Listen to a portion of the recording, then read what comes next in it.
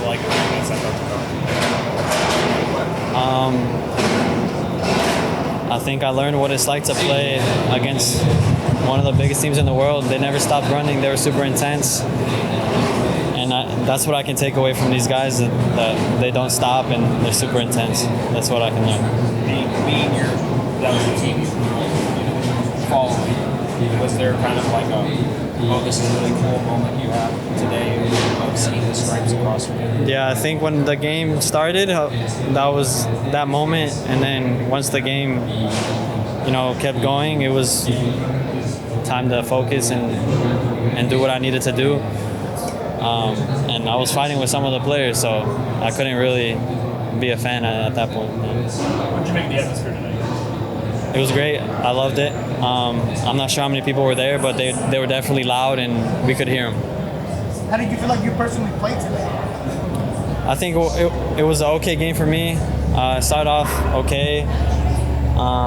Maybe it was a little bit of the nerves, a bit rushed, but I think throughout the game I got better.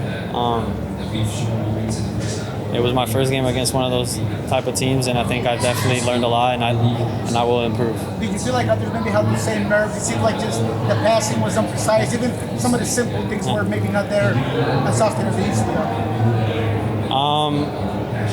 I don't know. I think maybe it was the nerves, like you said. I can't put a point on what it was exactly, but yeah, I can do better for sure. What would you say the big difference between the two teams are? Like if you can, was there a moment where you said, okay, they just do this better than us, or we can learn from that? To be honest, I thought, the goals that we conceded, like Coach said, they're fixable. There were more mistakes on our part than, they made a great play. Obviously, they finished the chances that they had, but maybe we're a little bit sharper in those moments, and the game finishes 1-1. I do remember in the beginning of the game they had two clear ones and they hit it wide, and that was kind of how we were against Botafogo. We had two chances, we hit them away or we didn't finish them, and we ended up losing. So, obviously Atletico is defensively one of the best teams in the world, super organized, and the structures is amazing, their intensity, the coach, everything. But I think, that difference was that we gave up those goals. Come away from a game like this feeling like we could have gotten something out of this? Yeah, but it's hard to look at it now and be like, oh, we could have won or something like that. The game is done, it's finished. We have to look on what we did wrong and correct that, then reminisce on whatever the score was.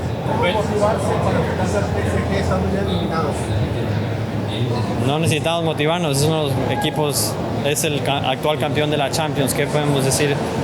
Va a ser otra gran experiencia y la motivación debe estar ahí por sí sola por jugar contra un equipo tan grande como ellos. ¿Cómo te sientes haber jugado contra un equipo que quizás tuviste jugar cuando eras niño? Sí, se me hizo difícil. También entré con un poco de nervios, pero ya empezando el partido pude tranquilizarme y nada, cuando estás dentro del campo es como si estuviera jugando contra cualquier otro equipo. No estoy pensando en los nombres en el equipo, estoy pensando en cómo ayudar a mi equipo, cómo podemos ganar y cómo podemos hacerles daño. Por momentos se vio que metías el cuerpo duro, que incluso intercambiabas diálogos con tus compañeros. ¿Eso a qué se debe? ¿A la motivación que tenías en el juego o porque las ganas de querer salir de este equipo? Yo creo que las ganas de querer ganar, de querer competir, de querer hacer las cosas bien, y obviamente siempre es bueno platicar con tus compañeros. Hay una manera de hacerlo y bueno, yo tengo buena relación con todos, entonces dentro del campo podemos hablarnos fuerte y sabemos que nada es personal. Obed, ¿cómo mantener esa humildad cuando muchos ojos están puestos en ti?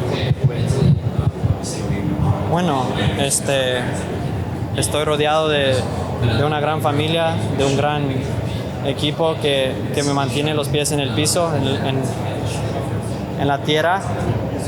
Algo que mi papá siempre me dice es has logrado mucho, pero a la vez no has logrado nada porque todavía no estoy donde quiero estar. Entonces, para mí es fácil mantenerme pegado a la tierra, humilde, porque sé que no he logrado nada todavía. ¿Y dónde es donde quieres estar?